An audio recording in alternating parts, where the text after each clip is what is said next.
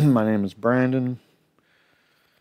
I'm here at the Daily Dope telling you about the few loose ends that I got for some Michigan stories here. And I guess if you didn't see any of my previous videos I made this month about Michigan, or even the month before that, there's been a few updates. We've had the Facilities Act updates as far as we had the licensing board picked, and then the licensing board had meetings. And during the first couple meetings, member of the licensing board, former State Police Sergeant Don Bailey, expressed his opinion about the fact that existing dispensaries should shut down prior to the licensing. And then we had another meeting this month about that. I guess it basically comes down to, on the 15th of December, when the licenses applications are handed out, if you have a dispensary in Michigan, I don't know. I mean, beyond that, I bet you right now what we are looking at is people that fall into one of many categories in that situation. We have dispensaries who are not seeking to be part of the Medical Marijuana Facilities Licensing Act, and they fall into two categories, probably one being they're located in a municipality that's not going to have applications available because they don't want to sign on to the Licensing Act. Or two, it is an area where there is going to be applications. They just don't want to participate in that. So I'm not really sure. There's a lot of things going on. There's a lot of dispensaries out there right now that are looking at probably having to relocate or otherwise shut down because of new rules that will be taking effect between now and I guess in the spring, when applications are accepted and licenses are handed out to people. There's going to be even more of a push to eliminate anybody that's not under the regulatory framework by people that are in the regulatory framework, and also by the state, who, last time I checked, are using the state police to enforce their wishes. So, I mean, it's really just dangerous to assume anything right now when it comes to the existing dispensaries.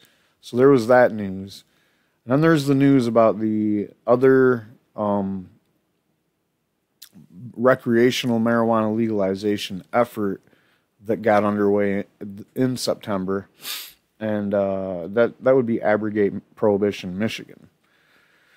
And I did a video about that right after the petition was released, and then I did another video where I interviewed the person behind the campaign, Timothy Locke. So if you haven't checked those out, I highly recommend them. I urge you to watch them if you're from Michigan, to get a better understanding of how you can help, make Abrogate, Prohibition, Michigan more of a reality.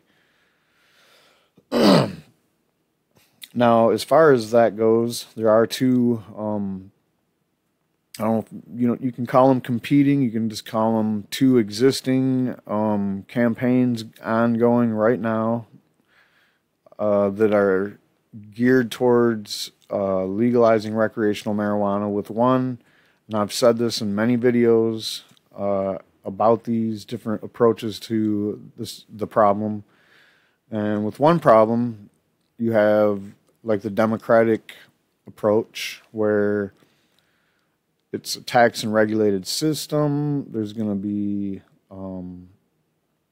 I guess you could call it like business involvement, ranging from small business to big business. And yeah, I mean, what else is there to say about it? There's the regulation enforcement behind that. According to the ballot initiative, if you read it, basically is trying to prescribe punishments for violating that law. But they're probably, I'm going to go over that, and I hope nobody from the coalition gets mad at me when I do this. I've already gone over it once, and I've already interviewed somebody from the campaign, from originally a My Legalized person, Colin McDougall.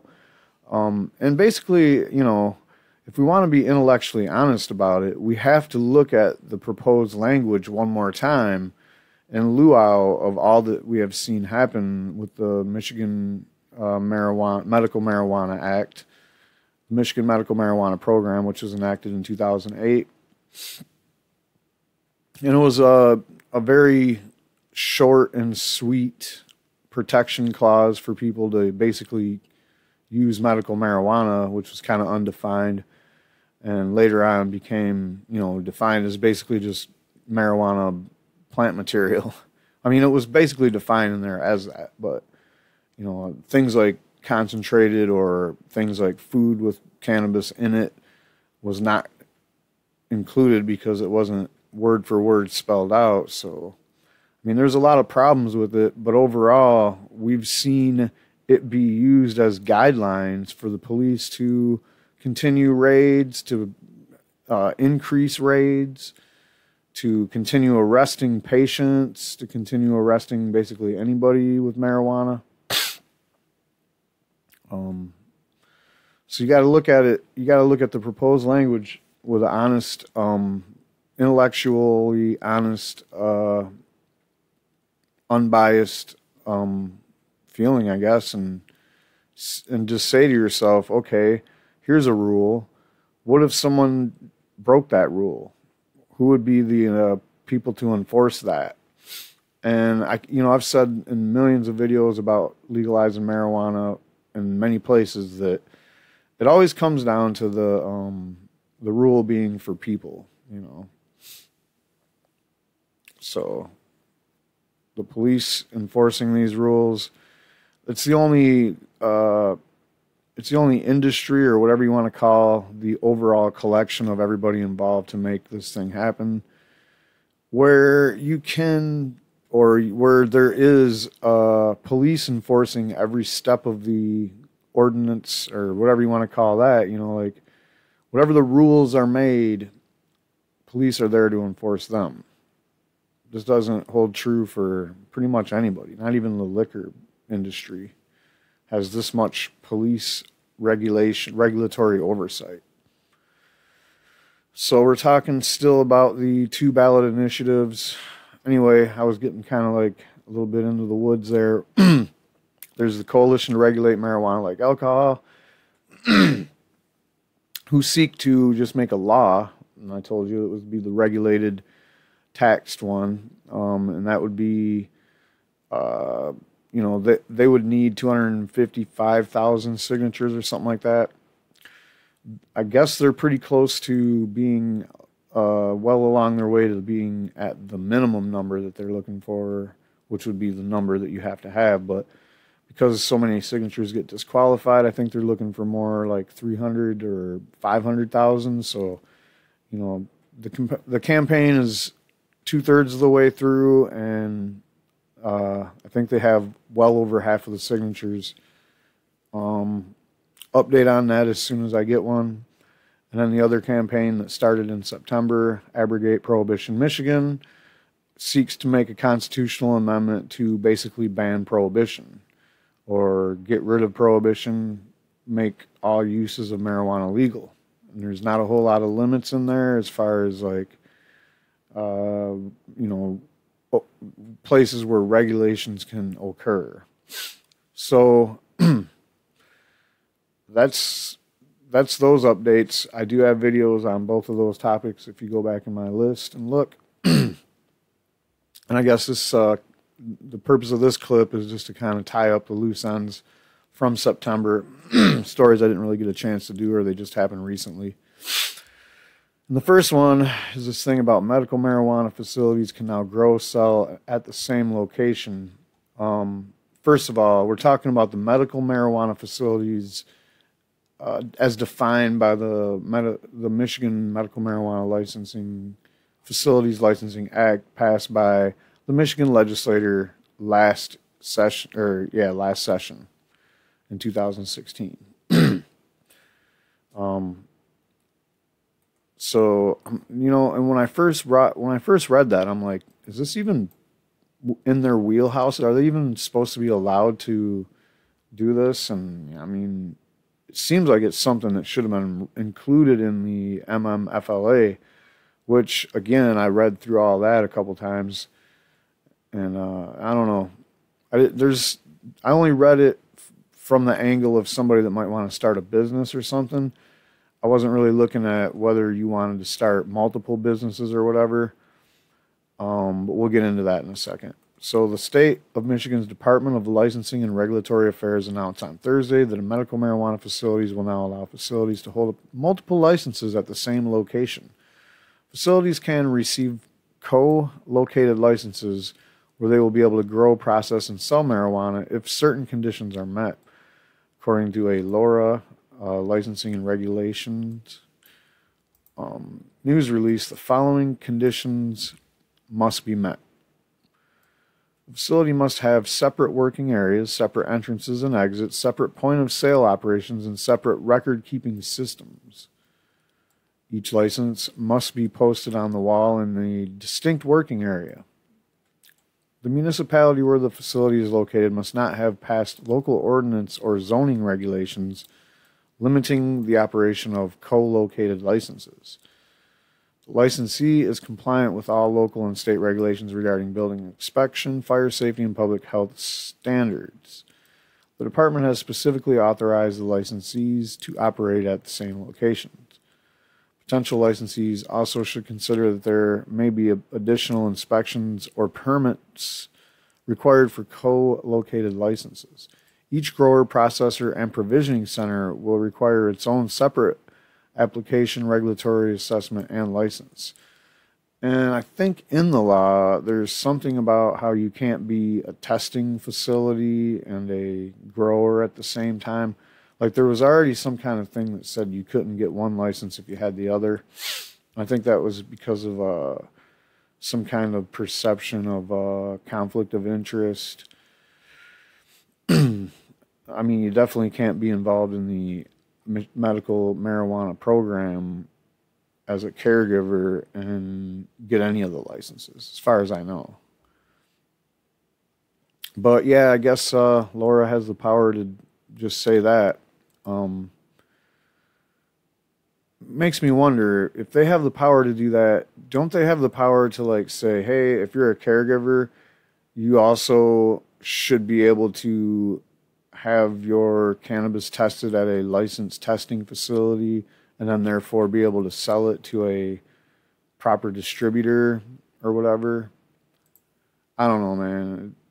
It seems to me like they're trying to make life really hard for the caregivers. All right, so we talk about these ordinances around the state, right? And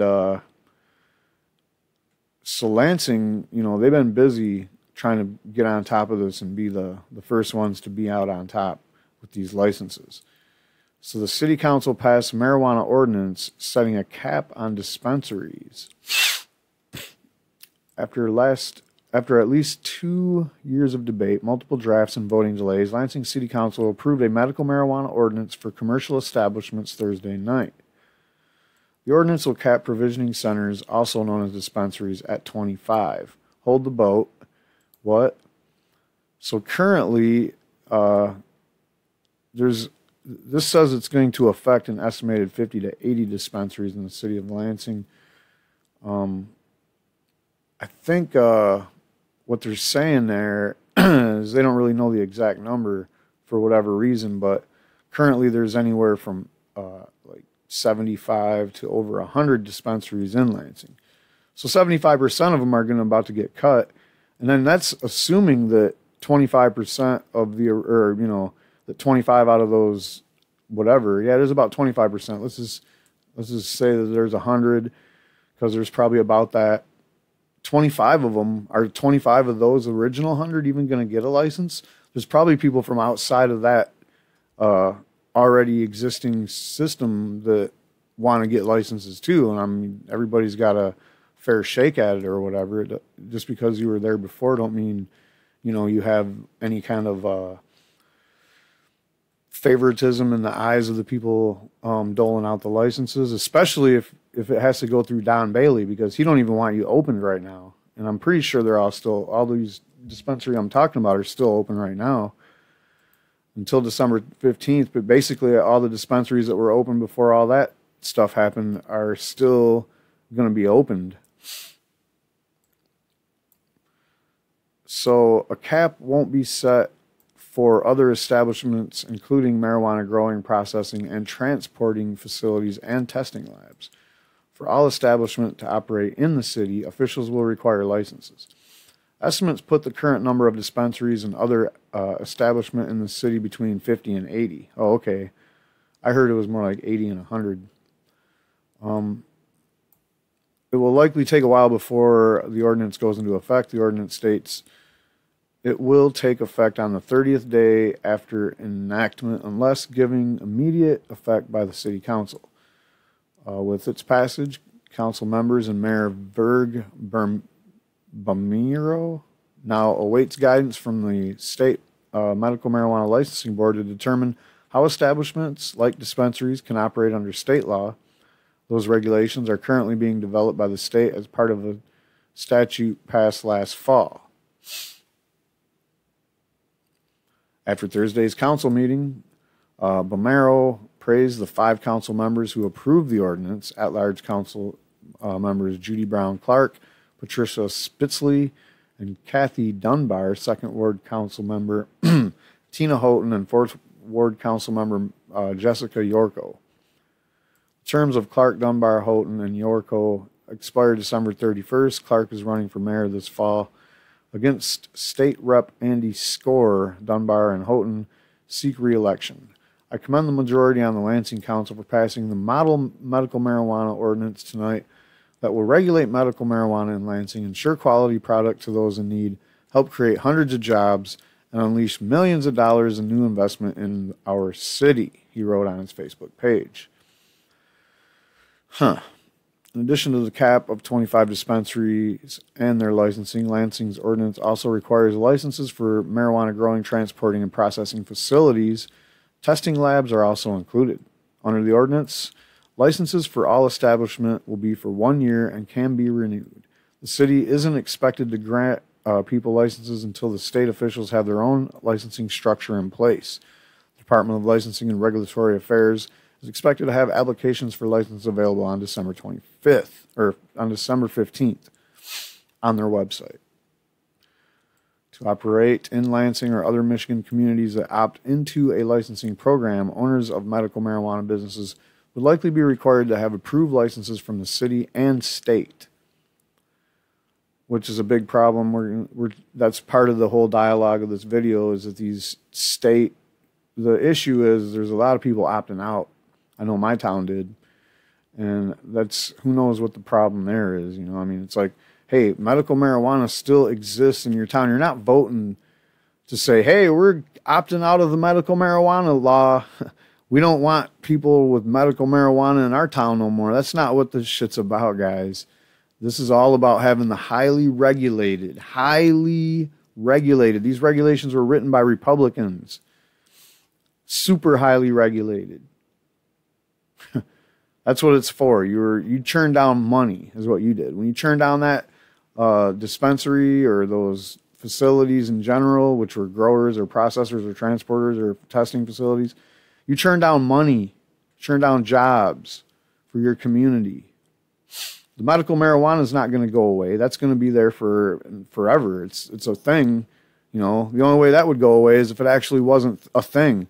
If medical marijuana was actually fake and there wasn't people actually getting, health benefits from it, then yeah, that'd probably go away sooner or later, wouldn't it? Problem is it's real and it's only getting bigger, and your town is going to still, the people that are in your town are still going to go get medical marijuana next door in the town next door.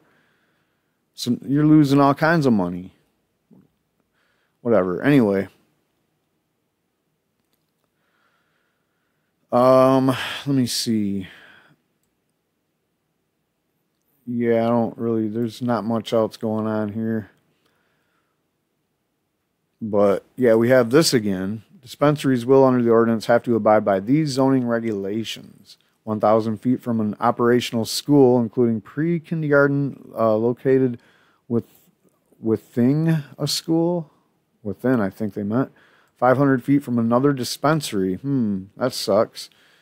Or provisioning center. Public playground equipment located within a park. Whatever. A commercial child care organization. A church. Why didn't what the fuck does churches have to do with anything? Why do we gotta be a certain distance from a church? Quote, a facility at which substance abuse prevent services are provided, or substance abuse treatment and rehabilitation services are provided. Again, why? Who cares? People that are in those places don't give two shits about weed, man. Weed isn't some kind of a trigger for someone that's addicted to opioids to like freak out and want to get high. You know, it's just not how weed is. Medical marijuana. Oh, by the way, you're talking about medical marijuana facilities. They got to be so like when you're walking by them, you wouldn't even know it was one, according to the fucking regulations I read. So, but whatever. This is just an example of what local ordinances are going to do to when they're like, okay, we've read the licensing act, which a lot of these towns are churning them down, didn't even do, especially mine. I've heard their comments. They're like, oh, there's a lot of questions that haven't been answered yet. No, there hasn't been. They've thought of everything and it's in the fucking regulations. Public Act 281 through 283. Read that shit. Anyway, there's a lot of these rules already in there, but you know, this is Michigan where you can roll up to a freaking gas station and buy liquor or a gun. They can sell guns and liquor at gas stations. I mean, think, you know, you're driving down I-75, you got this 2-3 hour trip up north, you're driving, you pull in to get some gas somewhere. It's a nice warm day. It's 2 in the afternoon. You've been driving since 9 in the morning. And they got fucking cold beers and ice chests right next to the cash register. But for some reason, oh, we can't have a dispensary next to a church or a substance abuse place or where kids might be. They can, in Detroit, I've seen liquor stores and schools in the same building before. So I don't even understand any of these zoning concerns. You know, just about everything they got is just over the top with the regulations on medical marijuana in Michigan. So yeah, if you're churning them down, then you really don't know what you're doing. And here's some other people talking about this, I guess. I don't really see anything in here. A bunch of people. Yeah, okay. I've seen this thing about this. Like, there's the application fee is $5,000, and if you get churned down, shoot, there he is. You know, you only get half the money back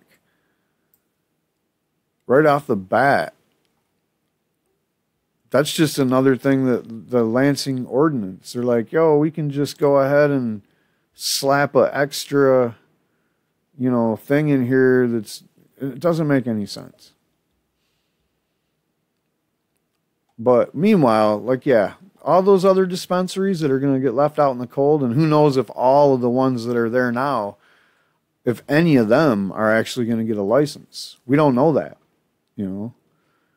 But what we do know is the 25 that get to remain are going to swoop in all that extra business. Or at least that's what they're anticipating.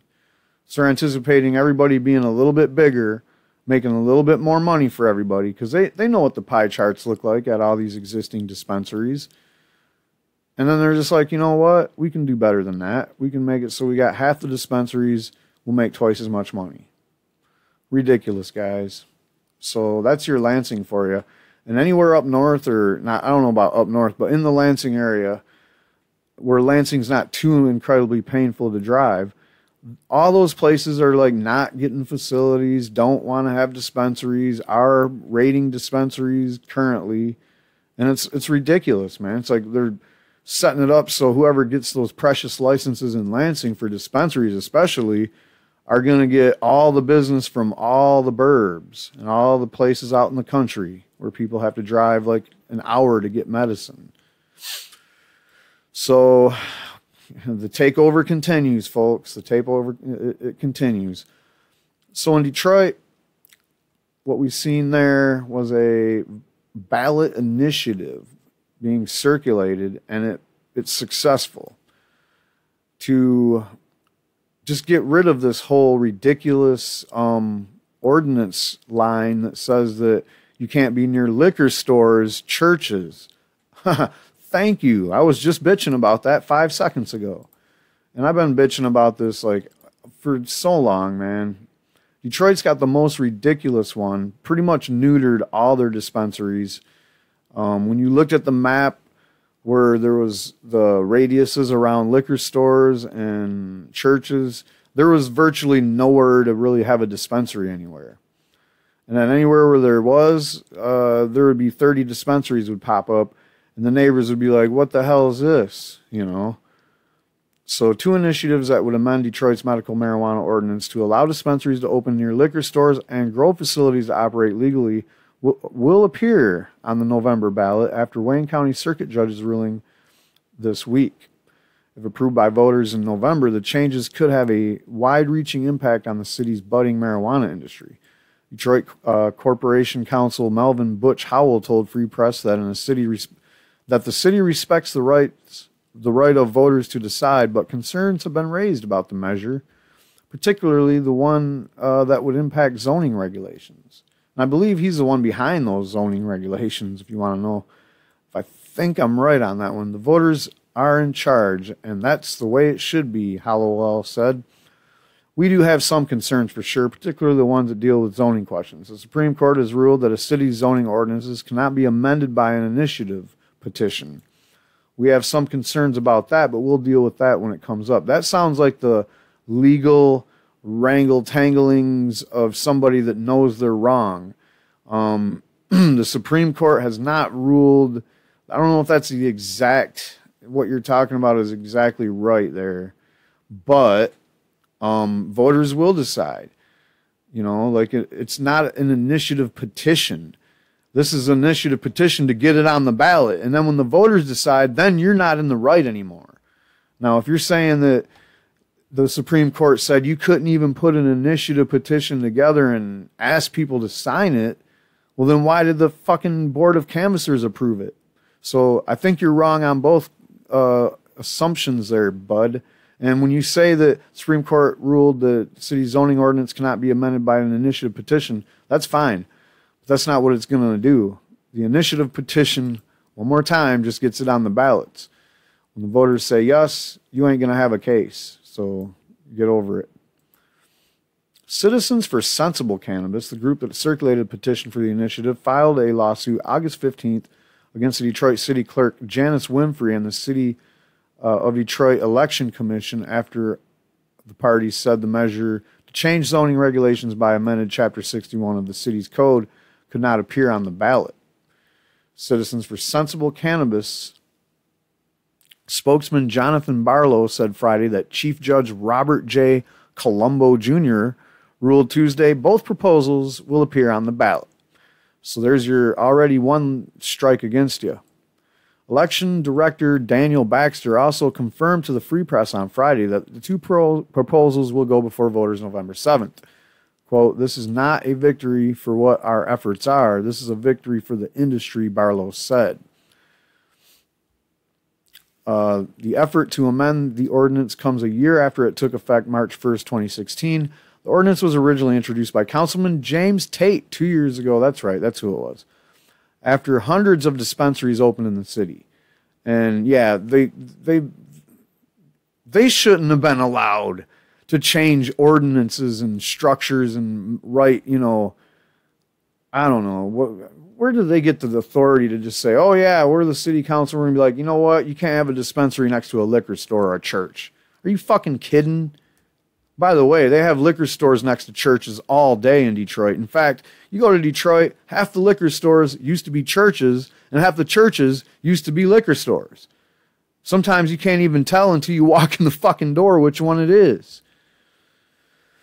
It's frustrating, man. So, yeah, they went from hundreds of dispensaries to less than 100 dispensaries. And I think the 82 odd dispensaries that remain are all in a little cluster here and a pocket there where there's no ordinance violations. So, you know, mission accomplished. You turned a few neighborhoods in Detroit into complete fucking Amsterdam Avenue while, you know, people in the middle of downtown have to drive 5 miles to get a fucking gram of weed. You know, and if you think that that's bad, I mean, Detroit is a decriminalized place, so, you know, people, it's black market all day, dude. So the first proposal seeks to amend Chapter 24 of the city's code, would allow dispensaries to operate near liquor stores, child care centers, and parks. The other amendment would opt Detroit into the Medical Marijuana Facilities Licensing Act and establish standards to regulate caregiver centers throughout the city's building, safety, engineering, and environmental department regarding insurance renewal and revocation. It also removes the jurisdiction of Detroit's Board of Zoning Appeal. Ha! So you guys won't even have any authority when it comes to medical marijuana if this thing goes, if the people vote for this, and I'm pretty sure they will. It'll amend the definition of a drug-free school zone to correspond to federal and state law that requires dispensaries be at least 1,000 feet from schools, colleges, and public libraries. Now, where I don't agree with that completely, because I don't believe that medical marijuana dispensaries, especially the ones under the Medical Marijuana Facilities Licensing Act's guidelines, are really any kind of a threat at all to schools, colleges, or libraries. But, you know, if you want to have some kind of a sacred thing where we can't be anywhere near it, then I'll give you schools, colleges, and public libraries, all right? Would allow dispensaries to open within 500 feet of another dispensaries. They would also be allowed to open within 500 feet of exempt religious institutions where religious services are conducted regularly. I think they're talking about daily, not weekly. The current ordinance requires facilities to be more than 1,000 feet from churches and other dispensaries. Now, the thing is you see a church, you can't be within 1,000 feet of it. They're only there one day a week for not even the whole day. A day you might not even be opened anyway, because a lot of people aren't in Detroit. There's not a lot of people that come to town unless they're going to church, so it's viewing a restaurant. Restaurants are closed right after lunch hour, man. Would allow dispensaries to open near liquor, beer, wine stores, child care centers, arcades, and parks. The current ordinance does not allow them to be open near any of them. Would allow dispensaries to stay open until 9 p.m. Currently, they're required to close by 8.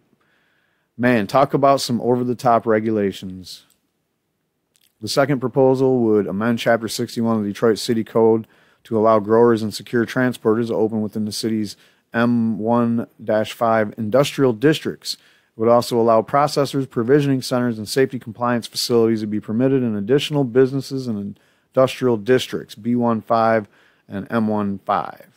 Baxter initially told the Free Press in July that the proposal seeking to amend Chapter 61 wasn't valid. Quote, the State Zoning and Enabling Act precludes local jurisdictions from rezoning through ballot initiatives, meaning you can't circulate. Well, yeah, they did circulate and they did win. Barlow said Colombo disagreed. Quote, what 61 is it gives you an opportunity for us to be in line with the state as well as to allow multiple licenses to enter into Detroit now.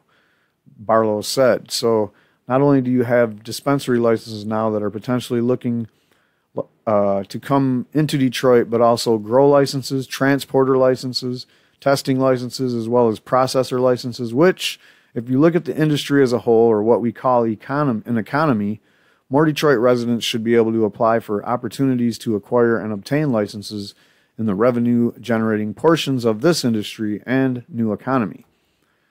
Hallowell said the amendment would require the city to opt into the new state law changes that were made in the later part of last year. Hallowell said that the state law allow for 5 types of licenses, one for dispensaries, grow facilities, processors to make products for ingestion, secure transportation, and safety compliance.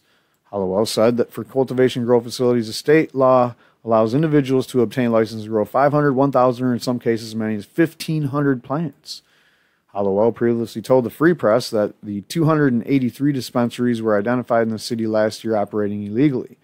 According to the city's website, 175 of those have been shut down. Hallowell said that if approved, the ordinance would change the standards of the city has been operating under, particularly allowing the operations to operate in a greater number of commercial areas. Quote, it also takes some of the discretion out of the hands of Building Safety, Engineering, and Environmental Department and Board of Zoning Appeals, he said. Did you read the proposed law that's going to be voted on, man? The decision to place both of the measures on the ballot came the same day as the State Department of Licensing and Regulation decided that the existing medical marijuana dispensaries will get a reprieve from being closed immediately, but officials warned that dispensary owners could harm their chances for a license from the state if they continue to operate past December 15th. Barlow said his organization highly doubts that what's happening at the state level will impact the initiatives moving forward.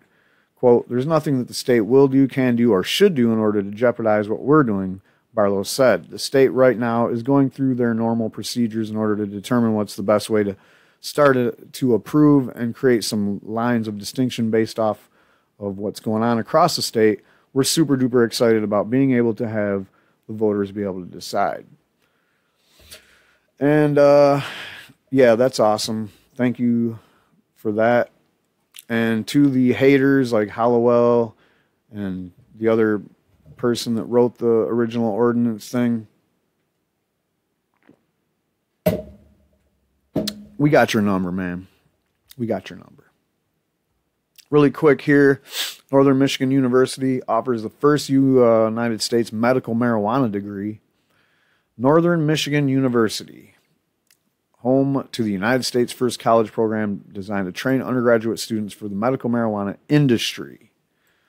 NMU has begun to offer students a degree in medicinal plant chemistry, which it says will combine rigorous coursework in chemistry and biology with research and hands-on instrumental analysis built into curriculum to prepare its graduates for a career in the cannabis industry. Kind of weird, because this isn't for doctors who might be prescribing medical marijuana to patients. This isn't for people that work in the cannabis industry to be able to know anything about cannabis, or, you know, that you could be like, teach someone strains, you know, and have a whole 3-year course on that one. But anyway, yeah, this is just that. So basically, in terms of a 4-year regular undergraduate degree, he's talking about just analytical chemists. What is that? That's the guy that you send your bud to the lab, and they tell you what it is, what's in it, how much THC, CBD, CBN, all the other stuff that's in there that they can test for, terpenes, mold, bugs, bacteria, basically. And yeah, so you can get a degree. I don't know why that would be a degree of its own, but for some reason, slap a medical marijuana name on it, and it all sounds gravy.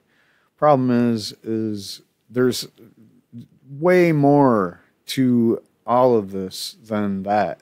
And we have a disparage right now of 9 out of 10 doctors have no idea what medical marijuana can do for patients. So they have no idea how to recommend medical marijuana, when to recommend medical marijuana. So we got a bigger problem than analytical biology here, buddy. Springfield puts halt to medical marijuana talks. Unbelievable. So this is just, you know, to wrap this all up, guys, this is just a couple of different stories from around the county here where and this ain't my county. This is I don't even know what county. But anyway, you got all these places that are having, there's a variety going on here. You got places like your municipality either is one, they had a meeting, they talked about cannabis or the Medical Marijuana Licensing Act, and they said, okay, cool, we're going to do this. And then two, you got where they had the meetings and they talked about it and they're like, no, we're not going to do it. Three, you got the ones that didn't have meetings, aren't going to do it because they didn't have the meetings, but people are still in their town wanting it done. What about them? And then you even have a fourth version of that where those people actually run dispensaries right now, but yet their municipality is sitting on their hands and they still haven't said whether or not they're going to do the licensing act. And, you know, this is crunch time, man. We're looking at, this is September 24th right now. You know, you have November and then half of December, and that's it. So you got about like 8 weeks or less before you should know what the situation is as far as medical marijuana facilities licensing act and your town or city or municipality, wherever you live, township. I live in Vienna Township. They've had 2 meetings and they decided, no, we're not going to have them. Even though this is where the cannabis cup is and all this other shit going on. We got a bunch of dispensaries around the area. So I'm going to talk to the dispensaries around the area and maybe do a clip sometime in the next week or so about what's going on. And I highly urge anybody that's in the program to find out what's going on in your town, you know, because you might want to know. But yeah, okay, this is Calhoun County. So we'll read the last part of this. Several municipalities in Calhoun County have launched discussions over medical marijuana. Battle Creek held a workshop, but is not considered an ordinance. Emmett Township is expected to take a vote next month on an ordinance that will allow medical marijuana operations. And the city of Marshall voted June 2nd to allow everything except dispensaries. Medical marijuana lobbyists and prospective business owners have attended the meetings in hopes of persuading city officials to consider the economic benefits of improved legal access to marijuana. Quote, we're not voting on whether or not medical marijuana is going to be in the community, Seth Miller told Springfield officials on Monday. Quote, it's already in the community. We're here for regulation. We want to be treated like any other business, and we want safe access for patients. So there you have it on that one. And I did see a pretty cool article a couple months ago about, you know, marijuana being the gateway to get off of the opiates. And basically, Michigan is being forced to take medical marijuana seriously at this point. And I don't know what this medical marijuana Facilities Licensing Act really, how good, what it's going to really look like in the end, you know, for the program, for medical marijuana or whatever. But it sure does look like a fucking massive takeover. It looks like it's in the targets for big business. And I mean, it doesn't even sound that wild of a conspiracy theory anymore to say that Monsanto wants to come in and take this shit over. So, you know, that's all I got on this Michigan update. Be safe out there. And like I said, find both of those petitions, sign them, and do whatever, you know, go to one of those meetings or whatever you got to do, I guess, in Michigan to try to help make this shit, you know, try to let people know medical marijuana is not something you should go to prison for, man.